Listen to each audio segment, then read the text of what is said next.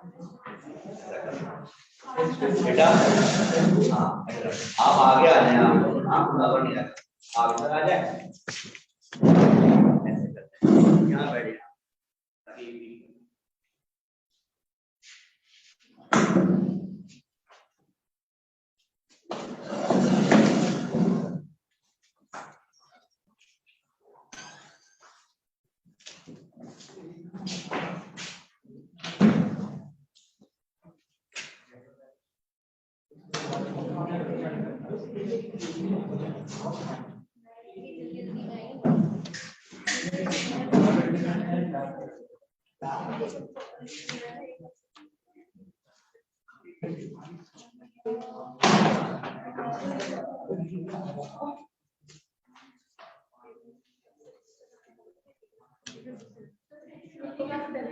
बेटा। सेक्शन जी क्लास ये हो रही और डी की क्लास भी होगी, वो 5 5:30 वो भी आपने ले ली 3 दिन। वो 3 दिन में मैं खत्म करा दूंगा इनको, चैप्टर 16 तो आपका भी खत्म हो जाएगा, इसलिए मैंने कहा वो 3 दिन के लिए। हाँ जी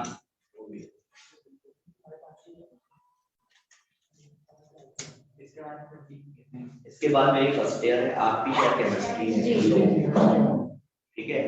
और उसके बाद फिर सेकंड ईयर डी वाली की फिजिक्स होगी, तो वो 3 दिन में सिर्फ 3 दिन कर लो, तो सिर्फ से खत्म हो जाएगा ना। आज तो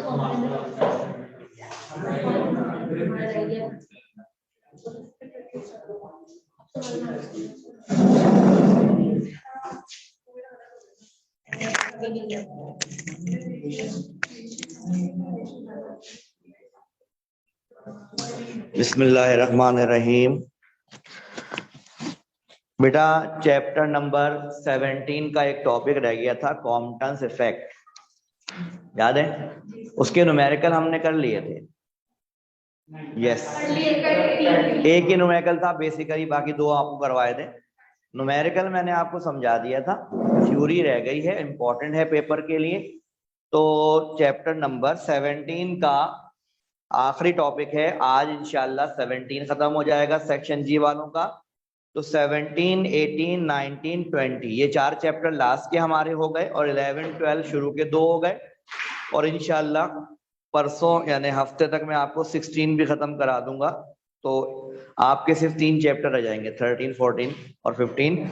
वो हम इस रमजान में कोशिश करेंगे खत्म हो जाए इंशाल्लाह। तो टॉपिक है बेटा हमारा आज का कॉम्पटन्स इफेक्ट।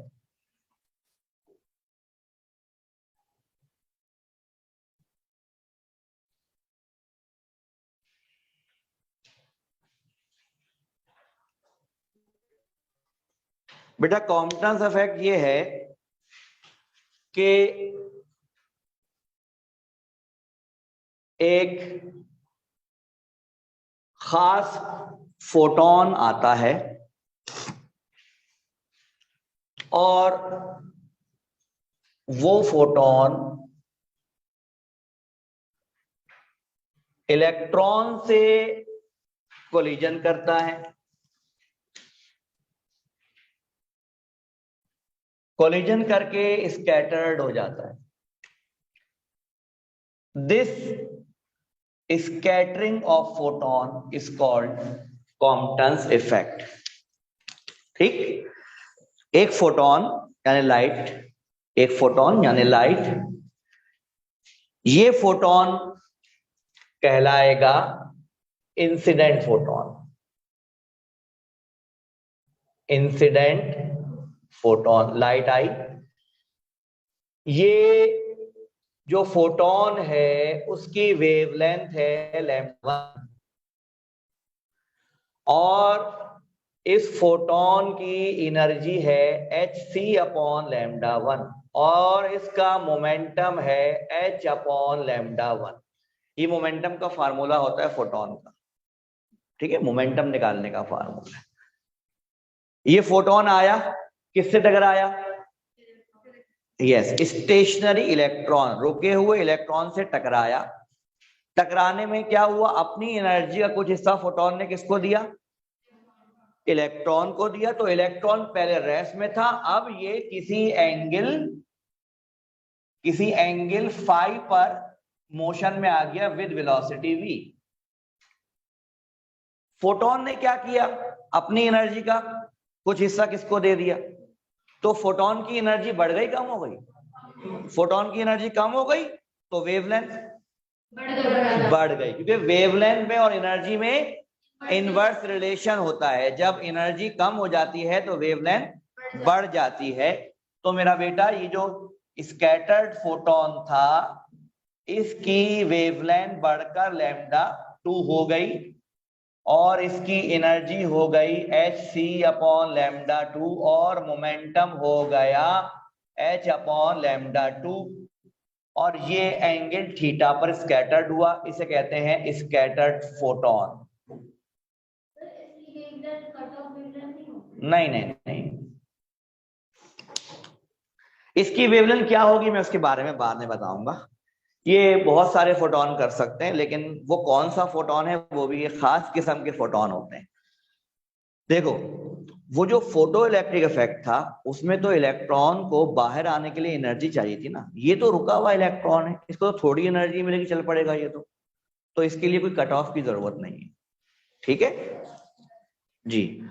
अच्छा, तो बताइए कॉम्पटन्स इफेक्ट का मतलब समझ में आया। Scattering of a photon by an electron is called Compton's effect. Compton कहता है कि एक फोटोन की स्कैटरिंग हो जाए इलेक्ट्रॉन से टकराने के बाद, तो ये प्रोसेस कॉम्पटन्स इफेक्ट कहलाता है। कॉम्पटन एक साइंटिस्ट था, उसने क्या किया था, ये जो वेवलेंथ में चेंज आया है ना λ1 से क्या हो गई λ2, ये डिफरेंस ऑफ जो वेवलेंथ है ये उसने कैलकुलेट किया था। हमें भी वो कैलकुलेट करना है, लेकिन सारे स्टेप नहीं करने, कुछ स्टेप बताने, वो स्टेप आप समझ लें। सबसे पहले हम लगा रहे हैं, ये जो कोलिजन होता है ये परफेक्टली इलास्टिक होता है। इलास्टिक कोलिजन में एनर्जी भी कंजर्व रहती है और मोमेंटम भी। तो कंजर्वेशन ऑफ एनर्जी लगा रहे हैं। कंजर्वेशन ऑफ एनर्जी कहता है total energy of the system before collision और आफ्टर कोलिजन बराबर होगी। तो मेरा बेटा ये बताइए, बिफोर कोलिजन फोटोन की एनर्जी क्या है, फोटोन की एनर्जी है E1 और इलेक्ट्रॉन की एनर्जी m0c², बिकॉज रुका हुआ है ना, तो रेस्ट इलेक्ट्रॉन है तो रेस्ट मास एनर्जी होगी इलेक्ट्रॉन की, सही है। तो इसकी एनर्जी E1 है, इसकी एनर्जी रेस्ट मास एनर्जी है। टकराने के बाद फोटोन की एनर्जी क्या हो गई, E2 हो गई और इलेक्ट्रॉन चल पड़ा तो mc² होगा। अब m0 नहीं रहा, ये m चलने वाला होगा।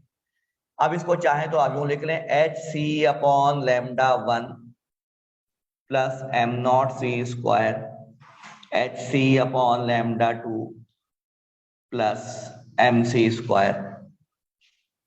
ये इक्वेशन आपको दिखानी थी कंजर्वेशन ऑफ एनर्जी की, तो ये आपने इक्वेशन बनाकर दिखा दी। ये इसको दिखाने के नंबर हैं, इस इक्वेशन को दिखाने के नंबर हैं।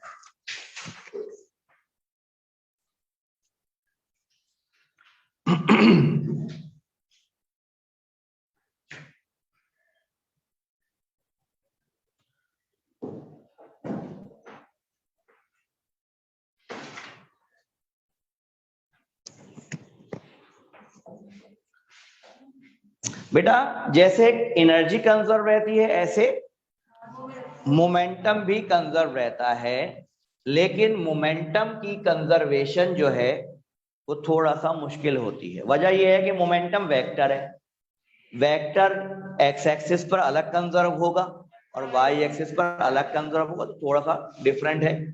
तो अब दूसरी कंजर्वेशन ऑफ मोमेंटम,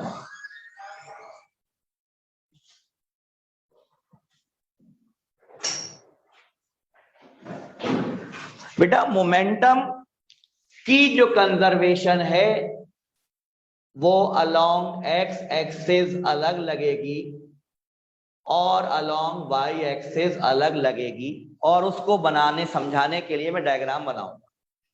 बच्चों जरा ये डायग्राम देखो, मैं यहां बना रहा हूं, ये मैं बना रहा हूं इलेक्ट्रॉन की डायग्राम।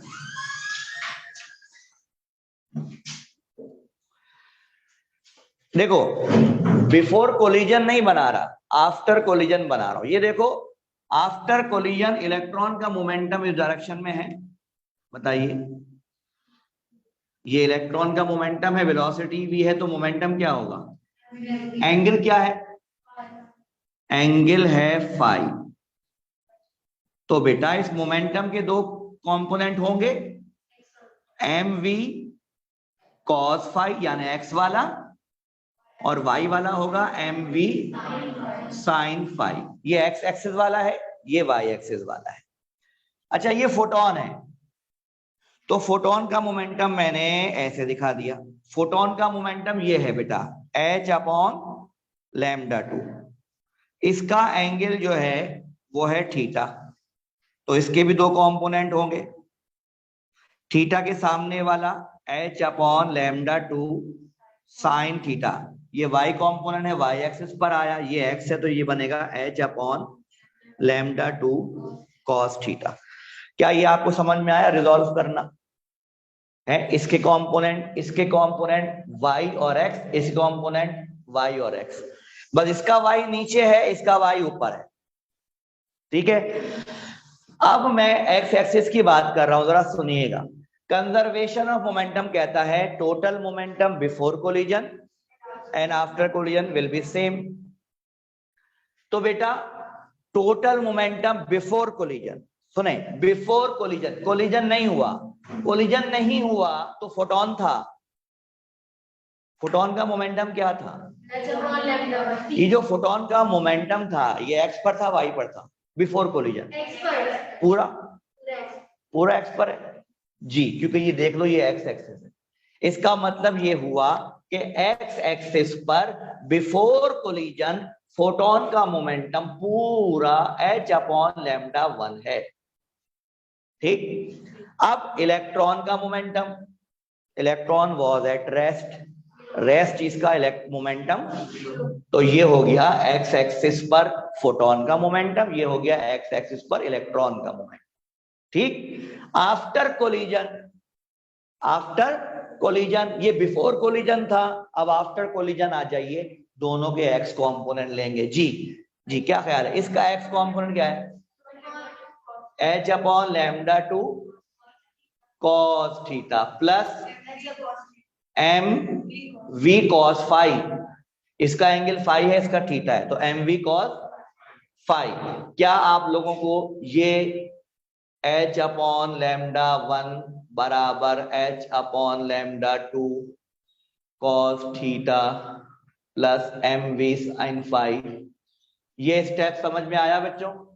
ये कंजर्वेशन ऑफ मोमेंटम है अलोंग एक्स एक्सिस है मेरा बेटा। क्या हुआ मेरा बेटा? बॉक्स के अंदर, बॉक्स के अंदर साइन थीटा एम बी के साथ, सॉरी नहीं तो कॉज ही, हाँ यहाँ पर कॉज आएगा, सॉरी यहाँ पर कॉज आएगा, कॉज आएगा, दोनों में कॉज आएगा। अच्छा जी, along Y axis, along Y axis, अच्छा भाई वाई एक्सिस पर टोटल मोमेंटम बिफोर कोलिजन और आफ्टर कोलिजन। देखो बिफोर कोलिजन जो फोटोन था वो पूरा एक्स पर था, तो इसका वाई कंपोनेंट है ही नहीं, तो वाई कंपोनेंट हो गया 0। इलेक्ट्रॉन तो था ही रुका हुआ, तो उसको तो ना एक्स कंपोनेंट था ना उसका, तो वो हो गया 0 0, ठीक। टकराने के बाद फोटोन का momentum h upon lambda 2 minus में h upon lambda 2 sine theta, बताओ माइनस में क्यों? डाउनवर्ड है, नेगेटिव वाई एक्सिस पर है, इसलिए नेगेटिव h अपॉन लैम्डा 2 आ रहा है। जरा देखो बेटा, ये जो वाई एक्सिस कंपोनेंट है ये नेगेटिव वाई पर है, तो यहां पर क्या आया, negative, plus M V sine five, यानी ये इधर ले आओ तो बना H upon lambda two sine theta बराबर एम वी साइन फाइव। ये हो गई इक्वेशन नंबर 3। ठीक जनाब, कॉम्पटन इफेक्ट क्या है सुन लें। किसी फोटोन का इलेक्ट्रॉन से टकराकर स्कैटर्ड हो जाना कॉम्पटन इफेक्ट है। ठीक, कॉम्पटन इफेक्ट में एक फोटोन आया, रुके हुए इलेक्ट्रॉन से टकराया, स्कैटर्ड हो गया, इलेक्ट्रॉन यहां चला गया, मोमेंटम भी कंजर्व, एनर्जी भी conserve, because the collision is elastic. Elastic में मोमेंटम भी कंजर्व होता है, एनर्जी भी। तो मैंने यहाँ पर पहले कंजर्वेशन ऑफ एनर्जी समझाया, फिर यहाँ कंजर्वेशन ऑफ मोमेंटम समझाया। इसको किसने अंजाम दिया, कॉम्पटन ने। अब आगे सुने, अगर ये डेरिवेशन तुम्हारी बुक में होती तो ये तुम्हारी सबसे बड़ी डेरिवेशन होती। ये बीएससी में तुम लोगों के सिलेबस में नहीं है, उसमें ये तीनों इक्वेशंस को बहुत सारे प्रोसेस से स्क्वायर एडिशन ये वो करके फिर जब हम ड्राइव करते हैं तो फाइनली आफ्टर सॉल्विंग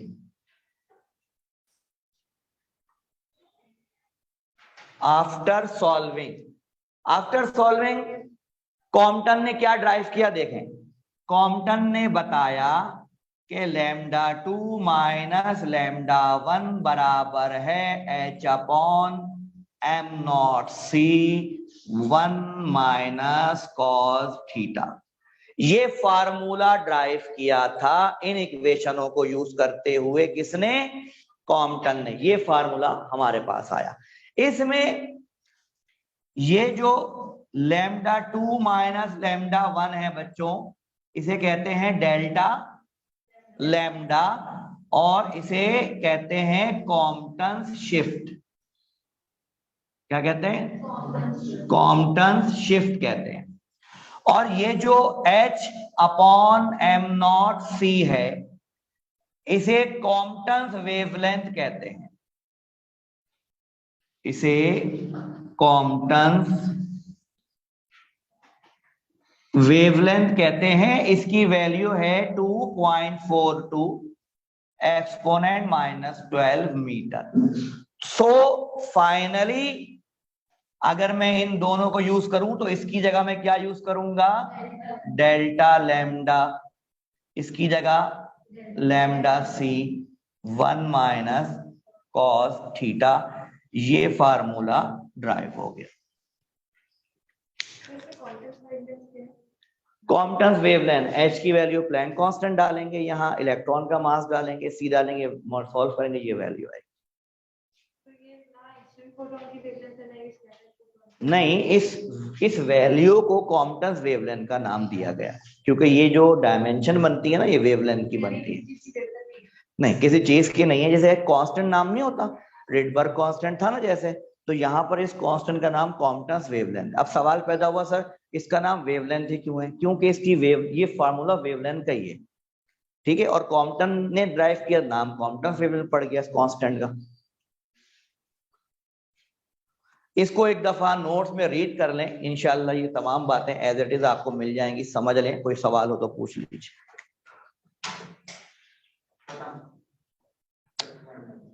बस खत्म हो गया टॉपिक, उसमें और कुछ है ही नहीं।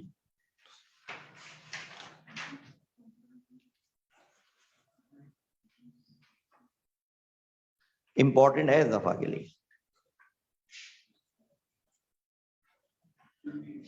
भाई तुम कितने अरसे बाद आए हो क्लास में? मेरा ख्याल तुम बीच में नजर आए थे मुझे बेटा। नहीं, तुम बीच में नजर आए थे मुझे केमिस्ट्री क्लास में। हाँ नन्ने। अच्छा,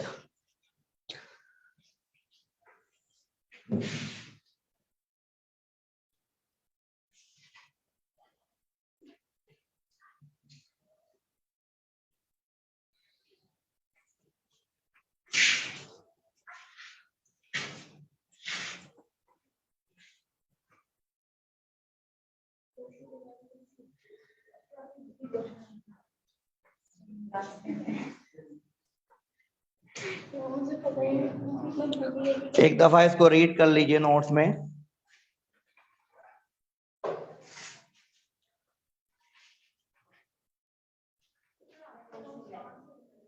मेरे नोट्स मुझसे ही मिलेंगे और कहाँ से मिलेंगे, मैं ही दूंगा।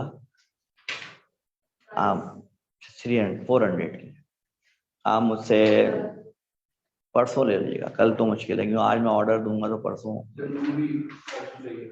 तो भी चाहिए। ठीक है, तुम्हारे लिए मैं लाया था, तुमने मुझे कहा था ना एक दफा नोट्स का, उसके बाद तुम एब्सेंट हो गए तो इसलिए मुझे याद था। मैं नोट्स मैंने मंगवाए थे, परसों मिलेंगे। सैटरडे को इंशाल्लाह मिल जाए।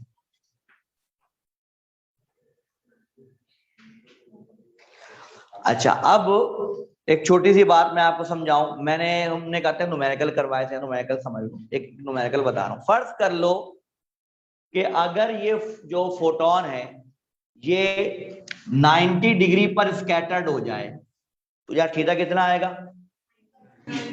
cos 90 0 1 माइनस 0 1 लैम्डा सी 1 जा लैम्डा सी, तो डेल्टा लैम्डा कितना आया? यानी कब कब आया ये? अब जरा बुक निकालो।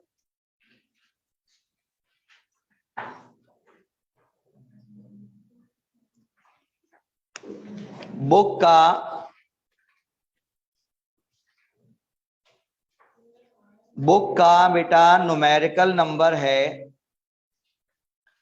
271, पेज नंबर 271 पर 19 पहले से तुम सवाल पढ़ो पहले।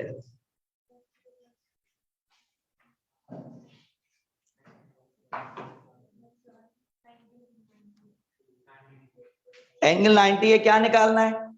कॉम्पटन शिफ्ट निकालनी है। कॉम्पटन शिफ्ट का जवाब ये आया, आंसर देखो यही जवाब है, कॉम्पटन लैम्डा से 2.42 यही जवाब है।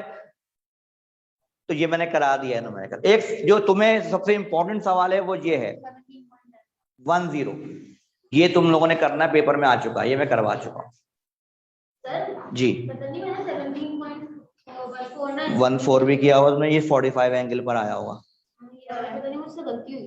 cos 45 इतना ही होता है 0.707, ये 0.293 बनेगा। चेक कर लो, बता रहा हूँ 0.293 बनेगा। 09 तक ही आती है। अभी चेक कर लो, 293 आ रहा है। अब इसको 2.42 से मल्टीप्लाई करोगे आंसर आ जाएगा। लेकिन अच्छा एक बात सुनो, सबसे इंपॉर्टेंट बात ये बताओ पेयर प्रोडक्शन में कौन सा फोटोन यूज होता है? गैमा, सही है। वो पूछेगा कॉम्पटन इफेक्ट में कौन सा यूज होता है? हाँ, हो तो सब सकते हैं लेकिन बेस्ट एक्सरे है, क्योंकि ये जो वेवलेंथ का जो चेंज आ रहा है ये इतना छोटा है, ये इतना छोटा है कि ये वेवलेंथ एक्सरे में ही मेजर हो सकता है, वरना मेजर। मिसाल के तौर पर मैं आपसे ये कहूं, मिसाल के तौर पर आपसे कहूं कि भाई एक स्विमिंग पूल है, उसमें से मैंने एक डोंगा पानी निकाल लिया तो पता नहीं चलेगा स्विमिंग पूल में एक डोंगा पानी कहाँ गया। लेकिन अगर मेरे पास एक छोटा सा जो है वो प्याला है, टब है छोटा सा जिसको मैं देख रहा हूं, उसमें से मैं अगर एक डोंगा निकाल लूंगा तो मुझे फर्क पता चल जाएगा कि कुछ निकला है इसमें से। तो ये जो वेवलेंथ है वो इतनी छोटी है कि अगर हम बड़ी बड़ी वेवलेंथ में से इतना छोटा फर्क निकालेंगे तो उनमें पता भी नहीं चलेगा, वो ऑब्जर्व ही नहीं होगा। तो ये बेस्ट जो है वो एक्सरे है जिसके लिए ये मेजर होता है। तो फोटो याद रखना कि फोटो इलेक्ट्रिक के लिए कोई भी लाइट चल जाती है लेकिन कोई स्पेसिफिक नहीं है, लेकिन उसके लिए यूज करते हैं वैसे अल्ट्रा वायलेट और उससे ऊपर। फोटो इलेक्ट्रिक के लिए बेस्ट है अल्ट्रा वायलेट और उससे ऊपर, ठीक है। वहां पर बहुत सारी है मगर अल्ट्रा वायलेट बेस्ट है, उससे ऊपर भी यूज करते हैं। कॉम्पटन्स के लिए एक्सरे यूज करते हैं, गैम और पेयर प्रोडक्शन के लिए। अच्छा एक बात और बता दूं, कॉम्पटन्स इफेक्ट और फोटो इलेक्ट्रिक इफेक्ट दोनों लाइट की पार्टिकल नेचर प्रूफ कंफर्म करते हैं कि लाइट की नेचर कैसी है, पार्टिकल है। कॉम्पटन्स इफेक्ट और फोटो इलेक्ट्रिक मैंने भी टेस्ट लिया था, उसमें ये सवाल दिया था एमसीक्यू में मैंने। किसने ले लिया? उन्होंने हमारे पास स्टेपलर कर दिया कॉपी के साथ पेपर मैं तब दोबारा दे दूंगा आपको। तुम लोगों ने एमसीक्यू उसी में किए क्या? नहीं सर, आपने बोला ना कॉपी में किए थे, उन्होंने स्टेपलर कर दिया। अच्छा, पेपर मिल जाएगा, पेपर का मसला नहीं है। वो पेपर तैयारी करो, वो इम्पोर्टेंट पेपर है। और एक इंशाल्लाह मैं आपको खत्म होने के बाद एक पेपर दूंगा, वो तैयारी करना, और एक ग्रैंड टेस्ट लूंगा, तो इंशाल्लाह तैयारी हो जाएगी आपको। तो बेटा ये चैप्टर खत्म हो गया। अगली क्लास जो है वो आपकी आज कितने बजे? 5 बजे है। असल में 16वें चैप्टर में सिर्फ एक टॉपिक पढ़ाना है, ट्रांजिस्टर, मगर वो ट्रांजिस्टर है आखिरी टॉपिक। उसको समझाने के लिए पहले पूरा चैप्टर पढ़ाना पड़ेगा, वो मैं आपको पढ़ाऊंगा इंशाल्लाह, और उसके बाद 3 दिन में इंशाल्लाह वो खत्म हो जाएगा। ठीक है बेटा, कोई सवाल पूछना हो कॉन्फिडेंस के बारे में? 7.09 आ रहा है, उसमें 7.1 कोई बात नहीं बेटा, इतना चल जाता है। हाँ, ये 7.0 और 7, देखो अगर मैं 9 को राउंड करूं 7.1 तो ये भी बन जाएगा, तो कोई मसला नहीं है इसका। और बोलो क्या मसला है? मैंने कहा था कॉम्पटेंस इफेक्ट और फोटो इलेक्ट्रिक इफेक्ट लाइट की पार्टिकल नेचर कंफर्म करते हैं। इवन ये कि पेयर प्रोडक्शन भी लाइट की पार्टिकल नेचर कंफर्म करता है। ठीक है, सर वो वेवलेंथ कौन अच्छा भाई सुने इनका सवाल सुने। सवाल ये है कि सर लाइट की पार्टिकल नेचर तो फोटोइलेक्ट्रिक प्रूफ करता है, ये प्रूफ करता है, तो फिर वेव नेचर कौन करता है? आसान तरीका बता देता हूँ। जो सेकंड ईयर में टॉपिक है वो सारे पार्टिकल नेचर के हैं, जो फर्स्ट ईयर 9 चैप्टर में थे, reflection, refraction, diffraction, interference, polarisation, वो सब वेव वाले थे। जहां लव फोटोन आ गया वहां पार्टिकल है। इसका मतलब है चैप्टर 17 में जितने टॉपिक्स पढ़े वो सब पार्टिकल वाले। हमने कहीं भी वेव यूज ही नहीं की, हम सब पार्टिकल यूज किया। ठीक है बेटा, चलें, ओके, अल्लाह हाफिज।